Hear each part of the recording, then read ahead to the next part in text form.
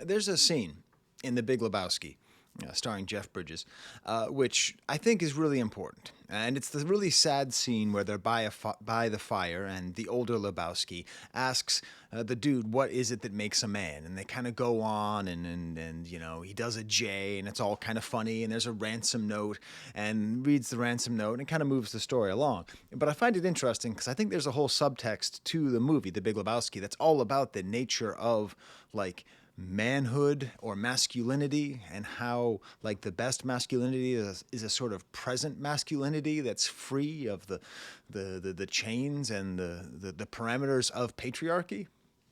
But there's a particular moment at the end of that makes me think, because you are watching a Japanese Breakfast review, that makes me think of this album by Japanese Breakfast. After reading the note, the dude who has been sort of in and out listening to Jeffrey Lebowski, the elder Lebowski, talk about his wife and what is it that makes a man, and strong men also cry, he just says very simply, "Bummer."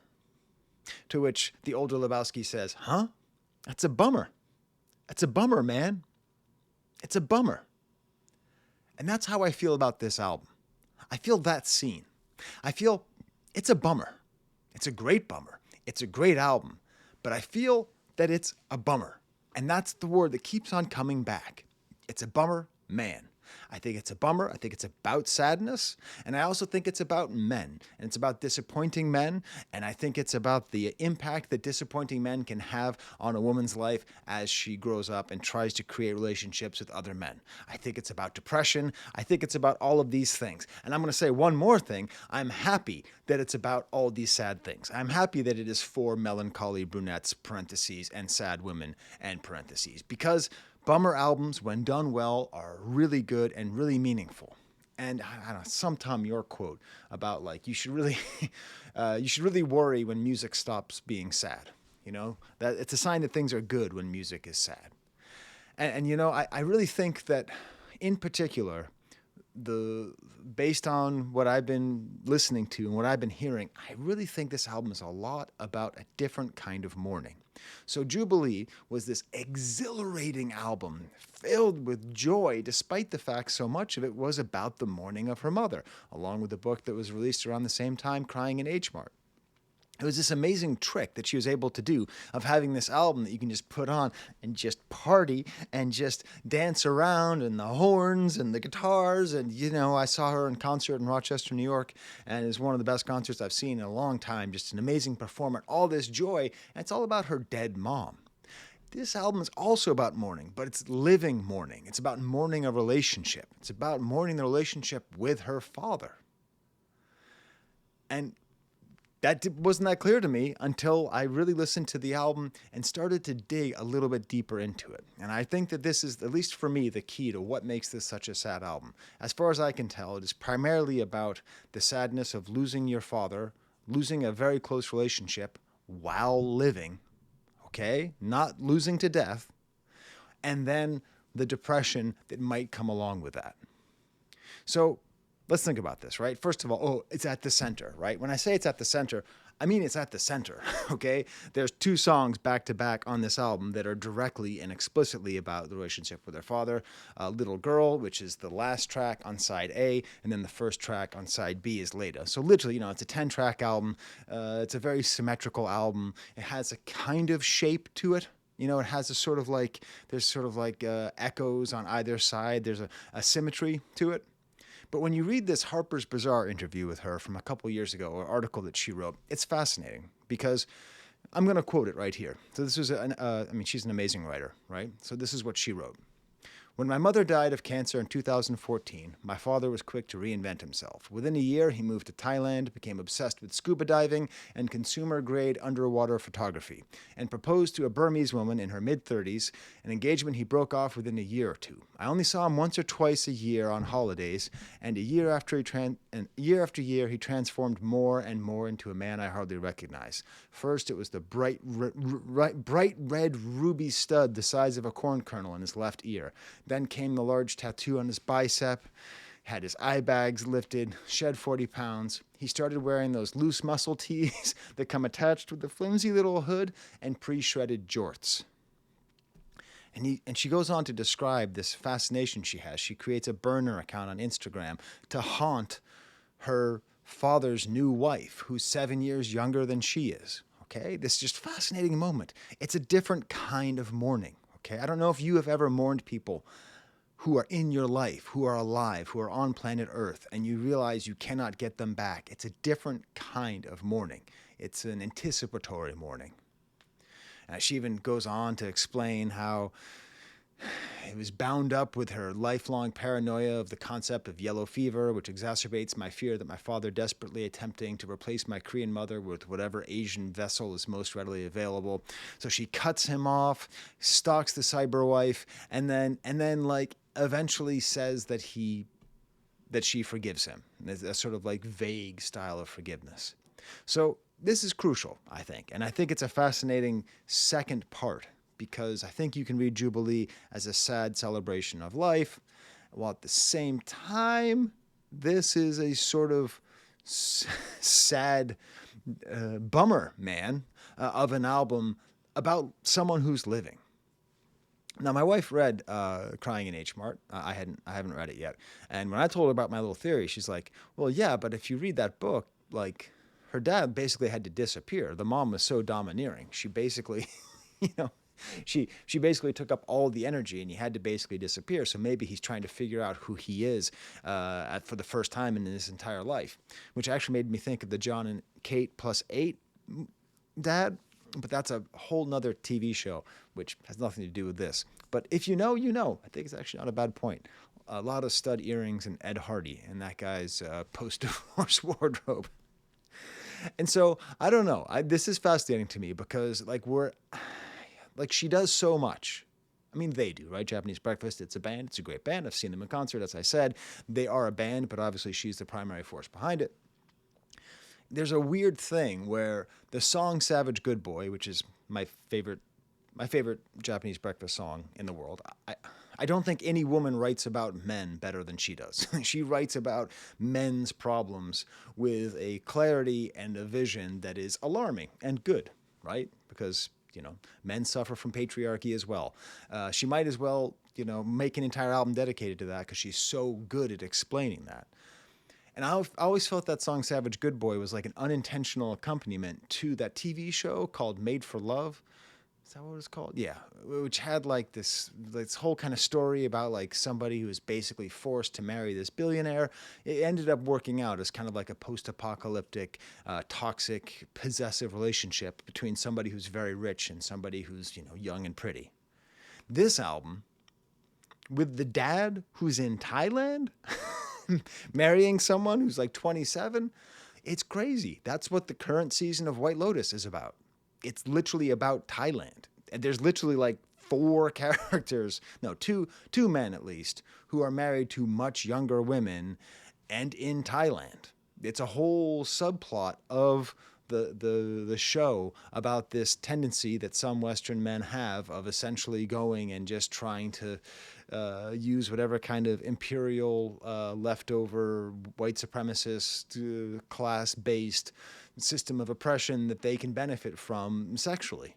So anyways, it's a bummer, man. It's a bummer. All this is a bummer. And when it's a bummer, it's easy to get depressed. And I find that it's important that it's called Melancholy Brunettes and Sad Women, because I think it's about both things. I think it's about melancholy and sadness, which she explains in a second. I'll get to that.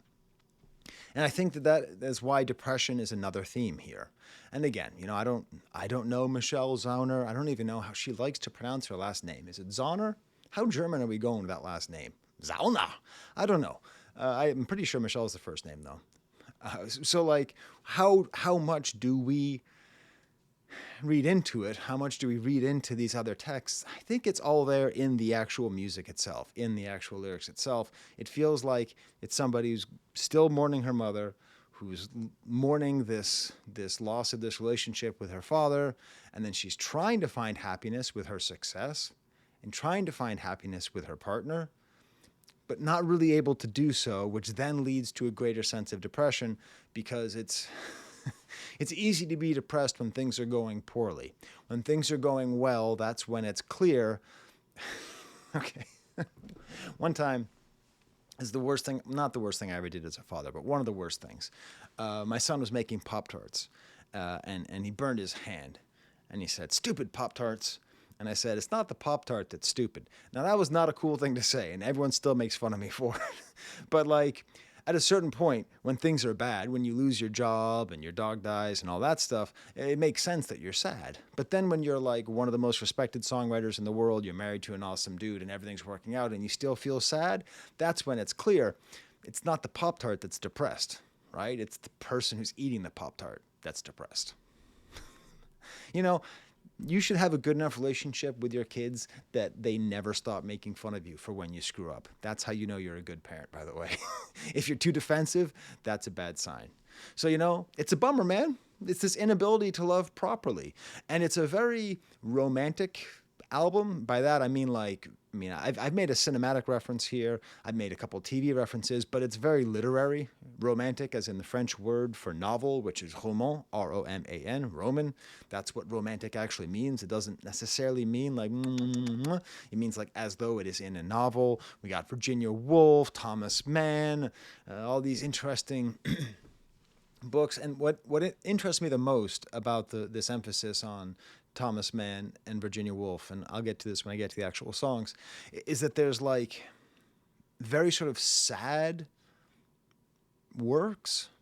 We're talking about Orlando and Magic Mountain, which are the two kind of name-checked things in this work. And I know there's also an epic poem. I'll get there. But it's like they're sad, but also kind of funny. Like Magic Mountain was conceived of as almost a comedy when it was initially written. And Orlando, I'll talk about it, but it's a very strange book. And I think that's on purpose too. Like, I think there is a degree to which there's a sort of, I don't know, tongue-in-cheekness about this. I mean, when you look at the cover, right? Just went and bought this at the Record Archive in Rochester, New York. They don't sponsor me, but I believe in them. I believe in good record stores, like you don't even see her face because it's just the hair and it's down, and we have all the food, and it looks like a Northern Renaissance. Man, these lights are too intense. Northern Renaissance painting. You even have the skull here, the memento mori, the reminder of death, which is all over the album as well. And it seems like it's trying to be a little melodramatic. Even on the back when you actually see her face, there she is. And she's just looking this way, and she's surrounded by abundance, but she's really sad, right? I mean, you can just read this like a book right here. We have somebody who's surrounded by abundance. She has fresh bread. She has apples. She has wine. I think those are some oysters. Oh, man, you can't be sad eating oysters.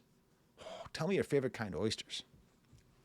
But then there's always the memento mori, the reminder of death. Also, not for nothing, you seen this the splatter vinyl? I don't usually go for these, but this is a really good splatter vinyl. All right, all the OCD people are going to be super mad at me for touching the record. Sky, bro, you never have to touch the record. I know, but listen, we're all going to die someday. And I'm going to die with a bunch of records with my meaty fingerprints all over them because I just can't be bothered to do all the stuff there. I also wonder, I don't find the thematic link between, that's a lie. I do. I'm just finding it now. To me, this text feels the way it is, this kind of text written over black is very similar to the movie poster for Portrait d'une jeune fille en feu, Portrait of a Young Lady on Fire, the Céline Sciamma movie from a couple years ago, that actually really does fit into this whole kind of romantic vision. It's a very writerly book. It's a very novel-like movie, all about like this artist who has an affair, a female artist who has an affair with a female noblewoman while painting her portrait, and it's this kind of themes of like love and lost and lust. And there's a lot of stuff in this album too that's very kind of like gender bendy and also potentially queer coded as well. Which I don't get the sense that this is like some kind of like, I'm actually this or I'm actually that. I think it's more the openness that she sings with to just sort of all human sexual possibilities, right? Like it's a non-restrictive view.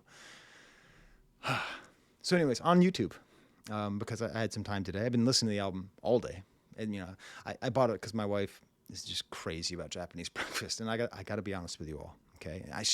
She watches my videos sometimes, but now that we live together and I've been on break, she probably has enough of hearing my voice. But I can't listen to Jubilee anymore. I can't listen to it. She puts it on all the time. It's like my friends back in the 90s. They just kept on putting the Weezer Blue album.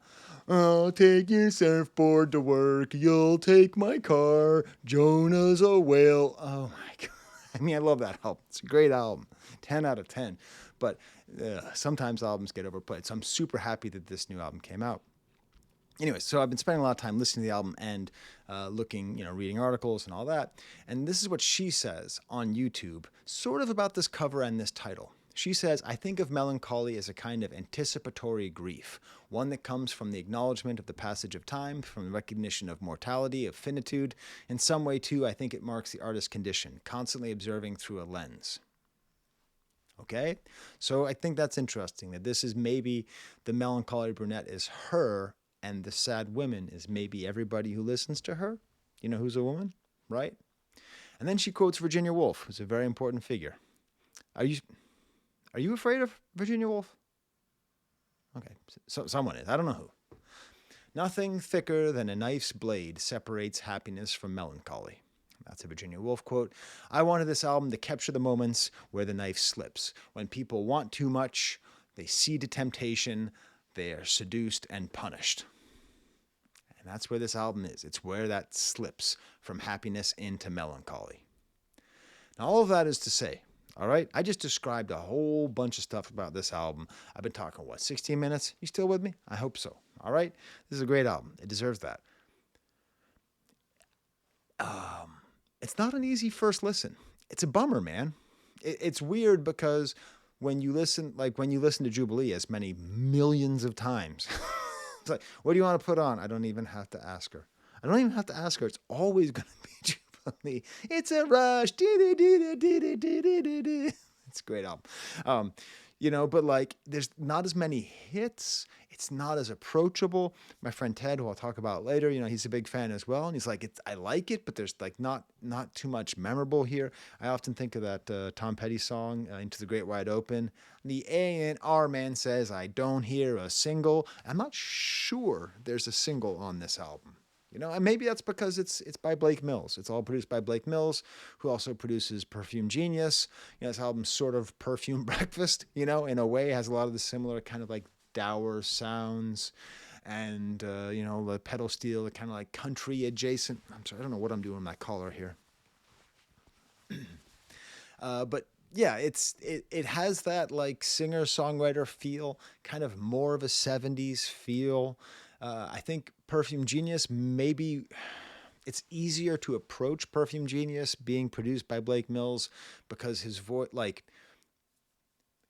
can soar, but like Japanese Breakfast, Michelle Zauner, when she goes for it, like if you've ever seen her in concert and she puts the microphone 10 feet, she has an extendable Go-Go Gadget arm and extends it 37 feet away from her. She puts the microphone in a different building, okay, underneath a blanket, and she starts singing and it's louder when the microphone is in the next room, okay? That's how much her voice projects. So there's this like tension in this album where you just like, come on. It's a rush. I want. But that's not what this is. This album, it's a bummer, man. And I think that's good. And I predict, I don't know. We'll have to see. I'm going to be living with this album for the next year. I predict this is going to make it into a lot of people's top 10s, top 3s, top 1s of the year. But it's going to take a little while because Bummer Man albums, they don't jump out at you. It takes a little while until you go, oh, Magic Mountain's coming up. Oh, come on. Maybe Magic Mountain will be my Savage Good Boy. Before I keep on going, I forgot to say this is the Always Positive New Music Review show hosted by a French professor. Because I'm saying it's a bummer, man. The thing is, how much joy do I have for Japanese breakfast? I have the Japanese breakfast tote bag, all right? I got that, all right? We're talking the Crying in H Mart. I got a copy of the book. Do I have the signed edition? Hell yeah, I do. Got that at the concert. What else I got in here? Oh, I got the t-shirt for my daughter so she can always rock the Japanese breakfast t-shirt. All right. I meant to turn this inside out, but I didn't. That's okay, you know? Got the Japanese breakfast t-shirt going on here. Look at this. I got 3 Japanese breakfast chopsticks. You might be wondering, Sky, why do you have 3 Japanese breakfast chopsticks? Shouldn't you have 4? I had 2. One of them broke, and my wife for Christmas got the other one. Because everyone else in the family uses normal chopsticks, but I use the Japanese breakfast ones. Hell, I even got the Sable soundtrack on vinyl. All right? So when I say I love Japanese breakfast, I love Japanese breakfast, and I love this album, even if it's a bummer, man. So let's get started with the opening song, Here Is Someone. What a title. What a title. Here Is Someone. Ooh, that hurts. It's just a, here is someone. Like, it's grammatically correct, but it seems wrong. So many string layers coming in, tinkling harps and guitars. I'm not going to spend that much time describing the music. It's great. It's fine, but it's straightforward. You know, it doesn't have the layers of like hooks and instrumentation that we have with Jubilee. It's a lot more restrained. Some slight detuning sounds here are quite nice. Quietly dreaming of slower days, but I don't want to let you down. We've come so far. Can you see a life we left us behind? While last night's drinks bring on your morning tremors, I run my guts back to the spoke again. Quiets down the layers, measure by measures, in time with the songs we loved. Very sort of mournful song that seems to be about being with someone who drinks too much. The first time I listened to this album, I thought the whole thing was about her husband being some deadbeat jerk. But I was probably projecting my feelings about my first marriage. Probably. Because this album, if this album came out when I was going through my divorce, I would have been like, how does she know? But then, you know, looking more into it, most of the songs I thought were about her deadbeat husband were actually about her difficult relationship with her mostly estranged father. Okay? And then, like, I think maybe a recorder comes in or a flute right here. Watching you from the yard, life is sad, but here is someone. And this is that sense of hope. That sense of hope, like maybe here's someone. Life is sad, but here's someone.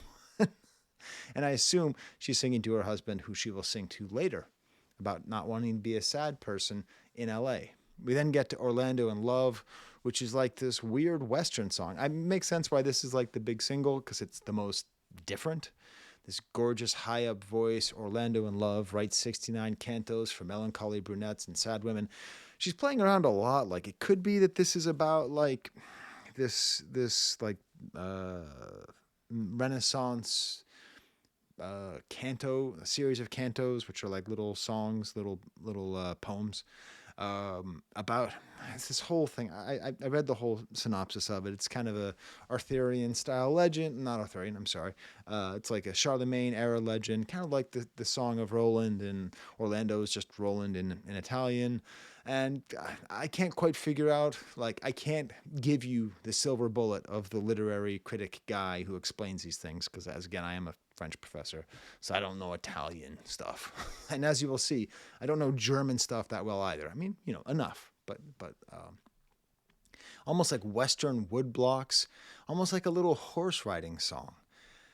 And then there's just the ending here. And the ending, the last 3 words of this one song are the only part that feels to me really strongly connected to Jubilee. Because the way she sings the words, Orlando, Orlando, it's just so beautiful.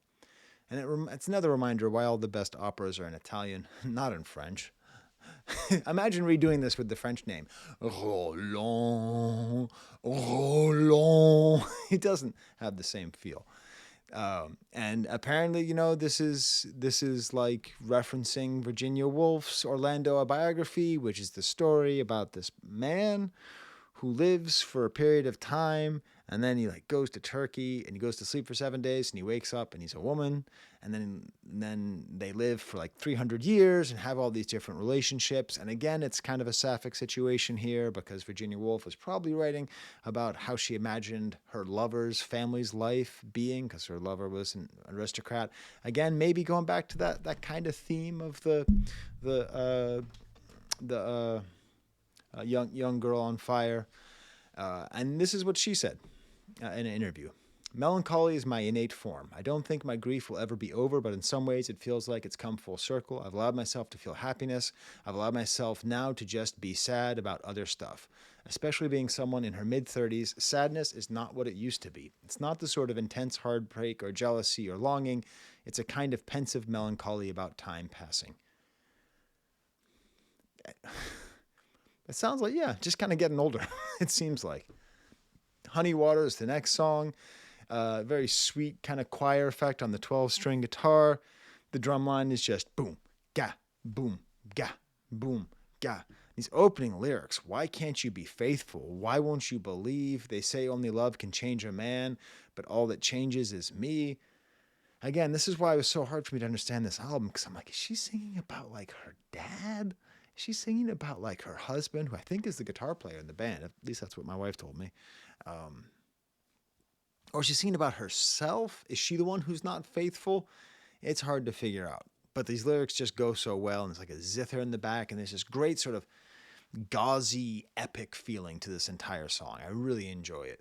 Epic outro sound, but by the end, it sounds kind of like a dirge. Because it's a bummer, man. It's still kind of a bummer. Whole thing's kind of a bummer, man. I did a version of this video where I did the entire scene. I read it as Brant, played by Philip Seymour Hoffman, R.I.P., Rochester's finest. I did the whole speech, but then it was too indulgent, even for me. Then we get to the next song, Mega Circuit, which made me excited about the new Mario Kart coming out. Little shuffle sounds with these echoes, very neat and engaging. This little piano line, this is what I'm talking about. Okay? When my wife decides that this album is just as good as Jubilee, which she probably will, as of now, she seems to like it, but, it didn't connect with her as quickly as Jubilee did. Same thing Ted said, same thing I said, same thing probably. Tell me in the comments. Did you say that too? Did you listen to For Melancholy Brunettes the first time and say, I love this as much as everything else? Maybe you did, but I don't think that's even what she's going. I don't even think she wants that. Because she could do that, right? She's not like, I don't know, bombed out on bath salts and like living in the bottom of like some Philadelphia gutter, right? She has all the same artists around her. She could easily do Jubilee too. She could make the album called Tubilee. Look at that. Hey, I did get an email once from somebody who I think is a part of a PR firm, which is a part of a PR firm, which is a part of a PR firm for Japanese breakfast. So you need my help with any merchandising, Tubilee, that's free. The next good idea is going to cost you, but that first one is free. And now, the new album, Tubilee. But there's these little piano notes in this song, and that's what I imagine when you get into this album, when you've sat with this album for longer than 37 hours, that you would just get really into just the way these little piano notes sound. And this is where I really feel like we get into the man section of the Bummer Man. It feels like this is connected to Savage Big Boy, because this is the thing. Whenever I'm, especially with my son, and we're like in a city, or we're in a suburb, or we're anywhere, and it's like someone with like a car like drives really fast with like a loud muffler and like booming music, and it's like a BMW or something, I always just say to him, hey, it's hard to feel small. And I mean that like genuinely, because I felt small. I used to have a super truck. I used to have a Ford F-150 Lightning. And if you know what that means, your entire vision of who I am just got all discombobulated if you know who I am. Because like you had a 2000 Ford black F-150 Lightning. Okay, I did. Okay, I felt small. I had to get a truck once because I felt small. It's tough. It's tough feeling small. And Japanese Breakfast, for whatever reason, does the best job of cataloging that, even though, she has not been socialized as a man. So instead of the dystopic imagery that we have in Savage Big Boy, is that even the name of the song? I think it is. I don't know. It's the second track on side B. I know, because whenever she keeps listening to this album, that's the one I'm always psyched for. It's like this poetic ode. Barreling round the mega circuit, kicking mud off ATVs, plotting bloods with your incel eunuchs. I could be the home you need. So, the ATVs is like this ridiculous, like, just murder machine for people, like to ride around in the woods and stuff.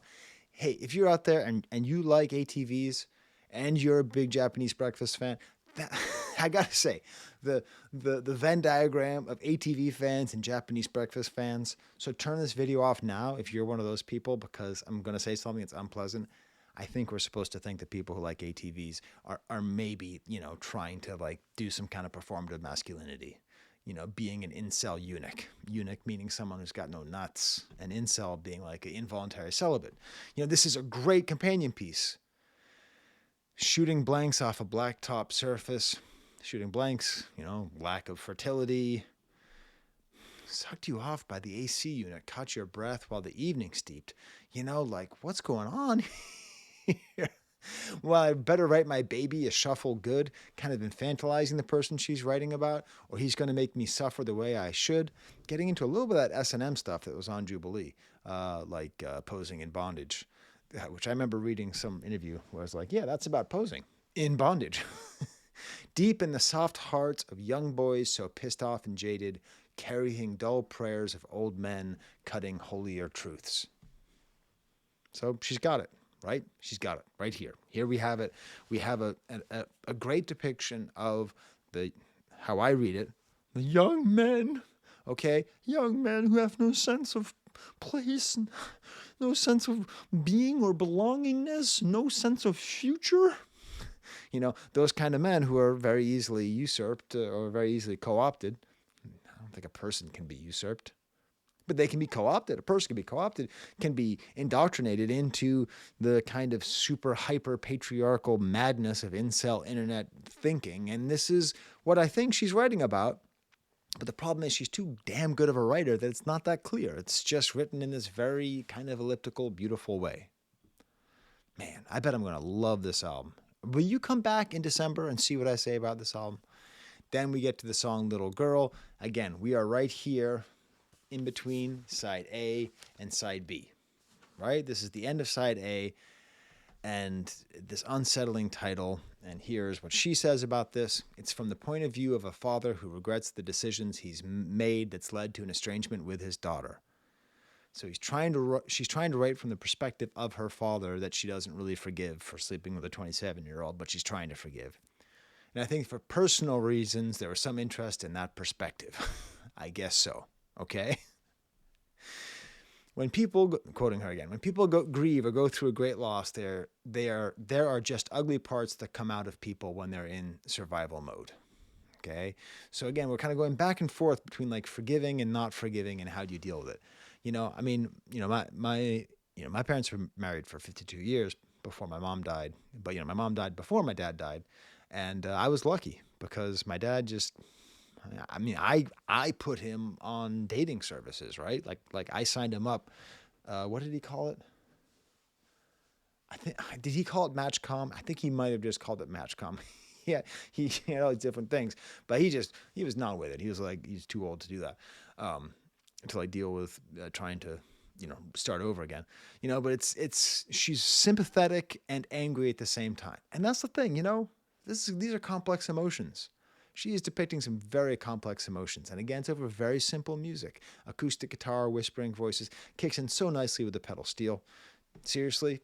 Okay, so you tell me in the comments out there, because listen, I talk a lot about hip hop. I talk less about, rock and indie and stuff. So what other producer is using pedal steels as well as Blake Mills does? Because we're talking Perfume Genius and this. Ooh, what's he gonna do with Lucy Dacus? That's gonna be good. These sharp noises pop up with this super muted bass, and it continues on with this theme. And it's like it's continuing on with people looking at people doing ATVs. Pissing in the corner of a hotel suite. Do you always remember where you are? Drank the gin at noon and watched the ATVs rounding the muddy corners. I found the strength to leave. 7 years of running at breakneck speed, convalescing cheaply far abroad, dreaming of a daughter who won't speak to me, running for her father to come home. All I need is understanding. Little girl never calls. Everyday annihilation. Pretty girl, all I own. So it ends on that sour note and the sense of loneliness and desperation. You flip the album over, the beautiful little, twirly gigs, and we have the song Leda. guitars strumming with a swelling emphasis. Some flutes come in. It's really nice. And again, I swear to God, I thought this was about a bad relationship.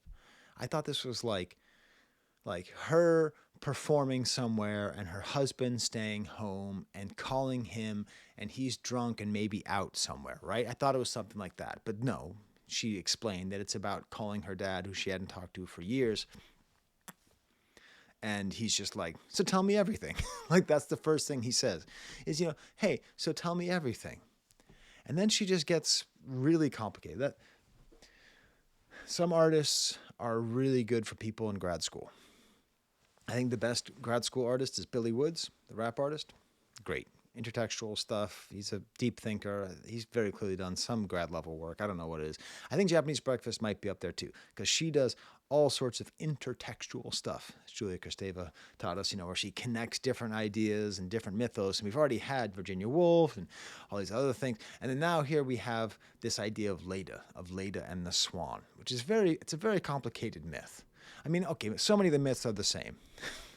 Zeus sees a woman, he just got to figure some way to have sex with her, and then he does, right? But Leda and the Swan is weird because, obviously it's not non-consensual, okay? I do not condone anybody turning into a swan and having sex with a woman, okay? But the whole thing is very strange, obviously, because I don't know. Can geese have sex? Can swans have sex with women? I don't know. That's not even a good question. Sorry, it's like 10:45 at night. That's not a good question. Do not tell me in the comments if that is physiologically possible, okay? Thank you. But the way it's depicted, like if you look up Leda and the Swan on Google Images, it gets hot. I mean, the way that the swan is depicted in an embrace with a woman, it's bestial, of course, but it's a very intense sort of, it's usually depicted in this very sort of weird, loving way.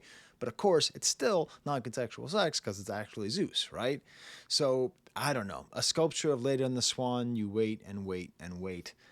I mean, there's a couple famous sculptures. There's like one sculpture from like the 1st century BC. Marble sculpture. It's like really old. And again, you look at it, you're like, whew, hot stuff.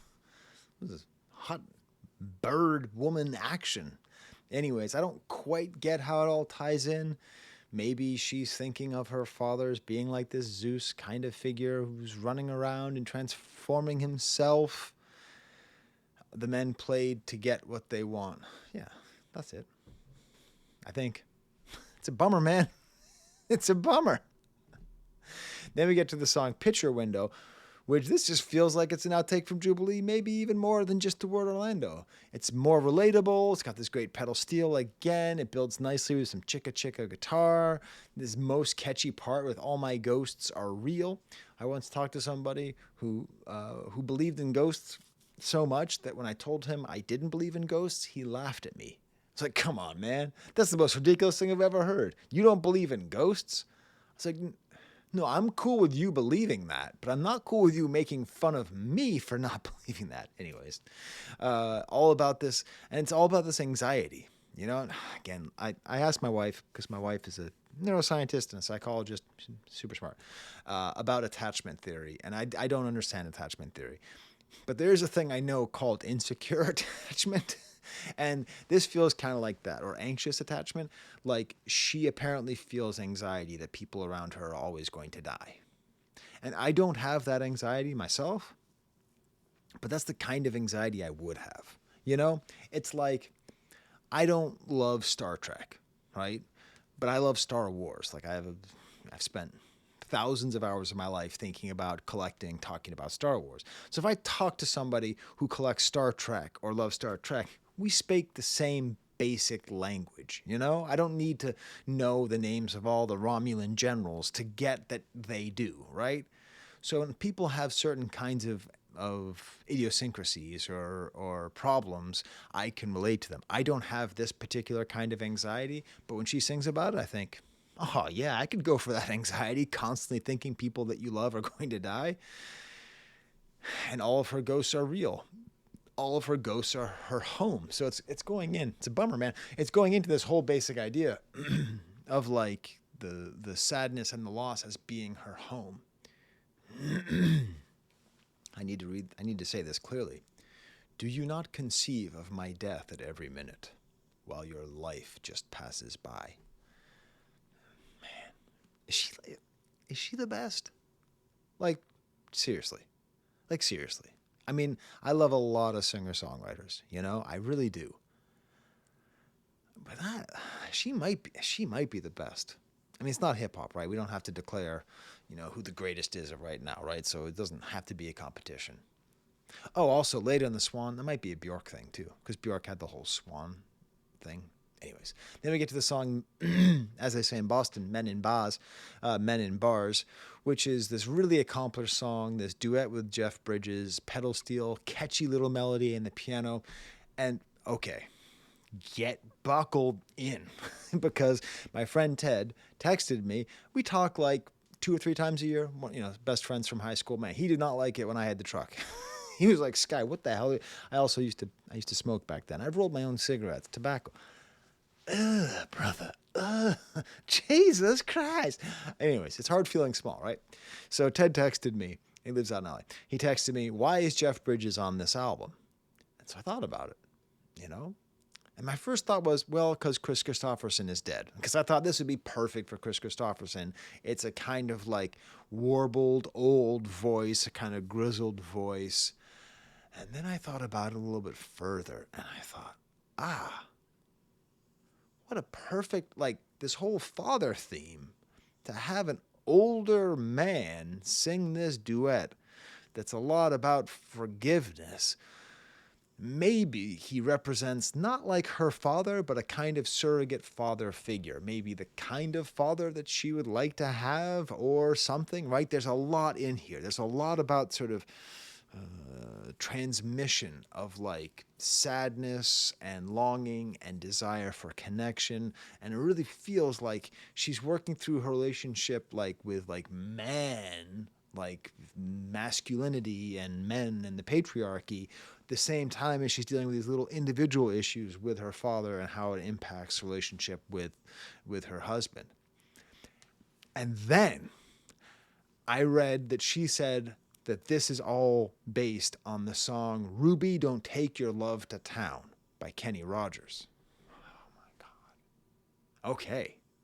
Kenny Rogers. He did more than you know when to hold him, know when to fold him. And let me read you some lyrics from Ruby, Don't Take Your Love to Town. So this is not Japanese Breakfast. This is the song that inspired Japanese Breakfast. It's hard to love. Oh yes, he's a Vietnam vet who comes back from Vietnam. He didn't want to go. He was drafted, and he comes back, and he's talking to his wife. It's hard to love a man whose legs are bent and paralyzed, and the wants and needs of a woman of your age, Ruby, I realize. But it won't be long, I've heard them say, until I'm not around. So the whole song is her begging, absolutely begging. Kenny Rogers begging his wife to stop going to bars and banging dudes. Okay? He realizes that he lost his legs. Okay? Much like the older Lebowski. And then we have Kenny Rogers. Now, why isn't Kenny Rogers singing this song? Kenny Rogers is also dead. But what do you think about when you think about Kenny Rogers? Okay, listen. You think of Know When to Fold Him, Know When to Hold Him, Know When to Fold Him. You think of Seinfeld, okay? You think of the Kenny Rogers chicken, okay? But she's not going to do a duet with Jerry Seinfeld, okay? Why are you going with the men in bars? Plus, man, we... Let's just say if he ended up in Thailand trying to marry much younger women, we would not be surprised, right? It doesn't make sense to work with Kramer either. Okay. But you also probably think of the song See What Condition My Condition Is In, the second most memorable song from The Big Lebowski. The first one being Man and Me by Bob Dylan. But then after that, that was like the first time I've ever heard Kenny Rogers and said, oh, wow, there's like more to Kenny Rogers than just Know When to Hold Him, Know When to Fold Him, and the chicken. And that's what I think it is. I think this is sort of like that that like Jeff Bridges scratches a Kenny Rogers itch for those of us who don't necessarily know Kenny Rogers that well, but might associate him with Big Lebowski. So I sent that to my friend Ted, and he said, "Thank you. I will send you another message next time I have a music mystery." I think that's why. And then, of course, the not working legs in Ruby Take Your Love to Town. It's all very kind of Lebowski-ish. Also, Jeffrey Lebowski in the movie, Bunny runs off and is often unfaithful to him, and there's the age gap and the whole thing. It's all together. It's like her dad is like, anyways, is like Jeffrey Lebowski. Anyways, so we have this song, right? But the end of the Kenny Rogers song is a little different. Don't let the door close the way I've heard it slam 100 times before. And if I could move, I'd get my gun and put her in the ground. Ugh. Kenny? So the whole song is like, hey, if I could move enough to murder her, I would. Okay? This song is about being essentially a magnanimous cuckold. Okay? This is like Jeff Bridges singing about understanding that his wife cheated on him and understands. Okay? Humiliation tactics you'd been known for. Okay? Like all these ideas of like how much she never thought she would end up with men in bars. Man, this album would have hit me like 10,000 effing bricks if it came out in 2013. Who am I to leave behind? We built this, and even what breaks apart, it's ours. But who could say I'm to blame for wondering I never knew I'd wind up to take up arms with men in bars? And it's very complicated, and I think it's even more complicated by the fact that, this is an older song, right? So this is not necessarily tied in, wasn't necessarily written for this current moment. But her father seems like a kind of guy who might be in a bar, might be in Thailand, but all these kind of weird questions of like transference and whole bunch of other psychological terms that I'm probably misusing. And in the event that my wife is watching this, I'm sorry. But I did give Bo the bath with the super medicated shampoo, and my hands are all wrinkly. And I did that. And he still doesn't smell good. And he's even snoring right now, just for effect. Next song is called Winter in LA. All the leaves are brown. And the drums start off, and it's actually kind of a LA singer-songwriter sound. It even has some like Beach Boys percussion with that kind of sound. And this is great because this is like what I was saying earlier. It's easy. It's never easy to be depressed, but it might be easier to be depressed when things are bad. And I wish you had a happier woman, one that could leave the house, someone who loves the sun, loves everyone, like loving it in LA. Wishing you could be happy when everyone else could be happy, knowing that happiness matters to you, knowing that you should be happy, but you can't access that happiness. Say it with me, everybody. It's a bummer, man. It even kind of makes you think of...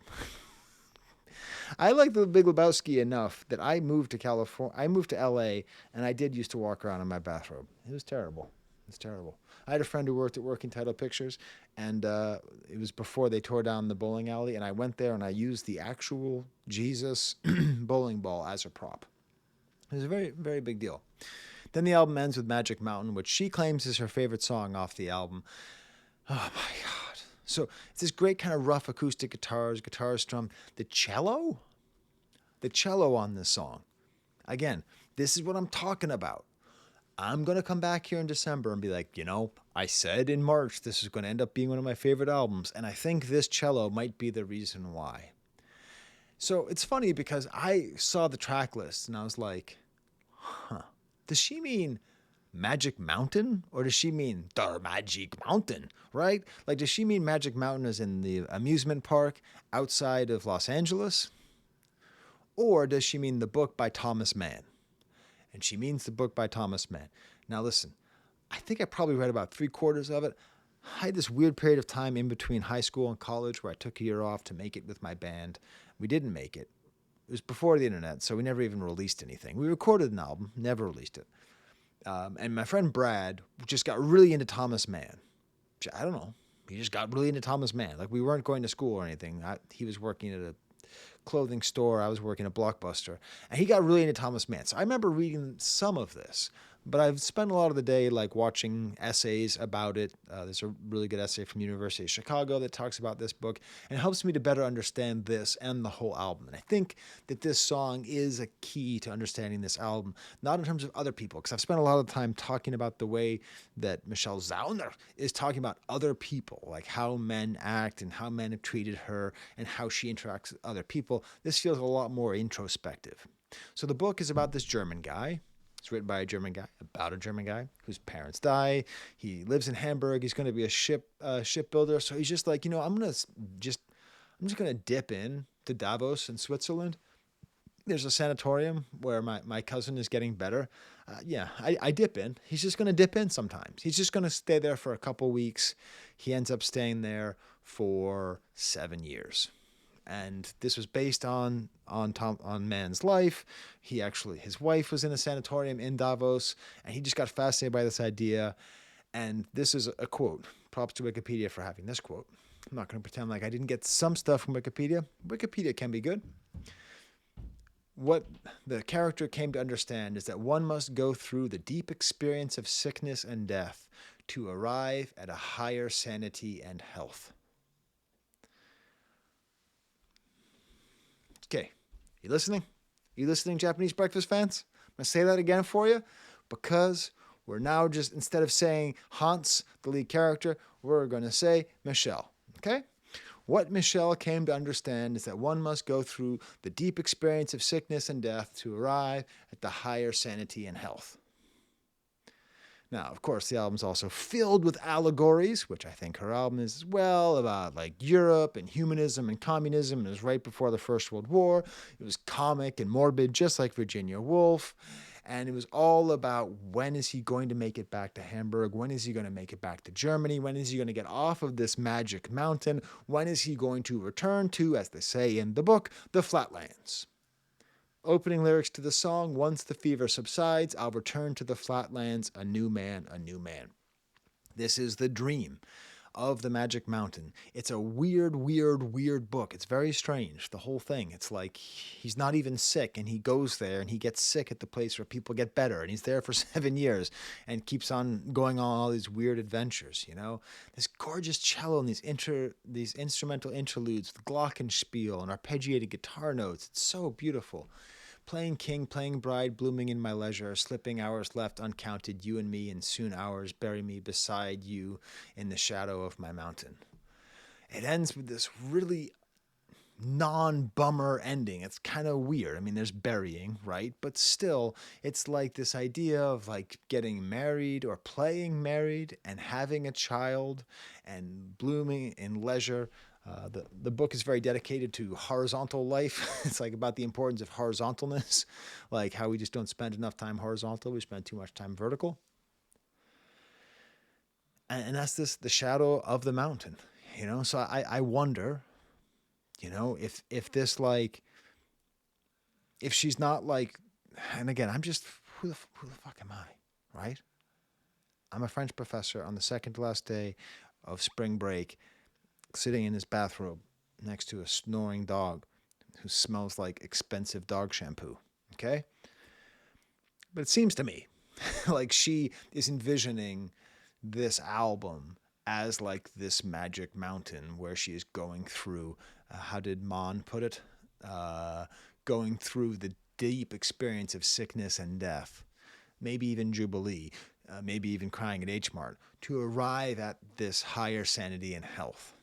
That she knows that you can't be happy if you don't process and work through and deal with your melancholy. Even if it's, Jesus, guy, don't do it. Don't just end the video with the way that you started it to make a point and make it seem like it was all on purpose. Even if it's a bummer, man. All right. Well, what'd you think of the album? Whew. I came into this review liking the album. I wrote all these things I'm saying, right? All these things came from my mind. I am like dying to hear the album again. I'm going to wake up tomorrow. We're having some friends over. I'm going to make some Dutch babies. Uh, I'm just gonna be listening to this album again. I'm gonna be psyched. I can't wait. All right. Well, until next time, tell me what you thought about the album. And oh, you want to see Bo? You want to see my my Savage Good Boy? Huh? Look at that. Look at that. Is that a clean dog or what? I'm not gonna wake him up. Toby's probably awake. No, Toby's not awake either. I know she loves her dogs too. Oh, her dog died, right? Isn't that the sad thing? That song. I can't even listen to that song. I'm gonna tell you the truth, everybody. Bo is supposed to be dead by now. They said he had like a couple months to live, like 8 months ago, but he's still here. Jesus, that's a bummer, man. There's the camera.